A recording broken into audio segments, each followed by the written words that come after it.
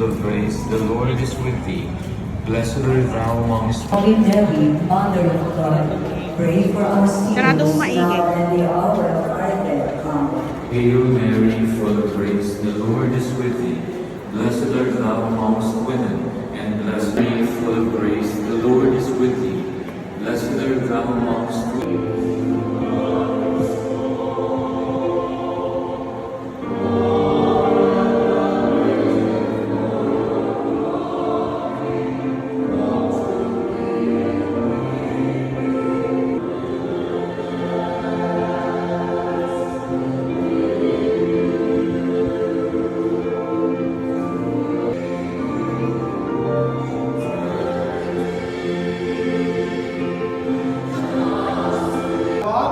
And the communion of the Holy Spirit be with you all. And with your spirit. Kasama po natin ngayong araw ang mga mag-aasawa.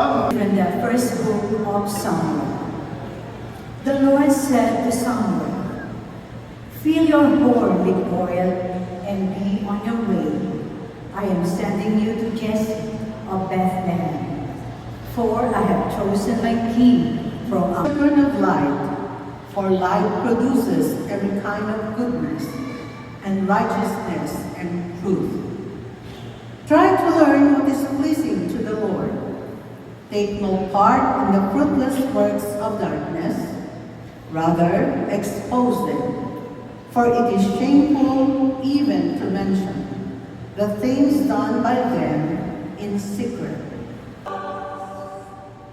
The Lord be with you. And with your spirit. Our reading from the Holy Gospel according to John. Glory to you, O Lord. As Jesus passed by, he saw a man blind from birth. He spat on the ground and made clay with the saliva. As the water that gives eternal life, the living water, ito ba? At sabi niya, tayo ay tinatanggap natin yung tubig na nagbibigay buhay, the living water. Ngayon naman, ang tema ng ating ebanghelyo ay yung liwanag. Kaya nga sinasabi ni Jesus, I am the light of the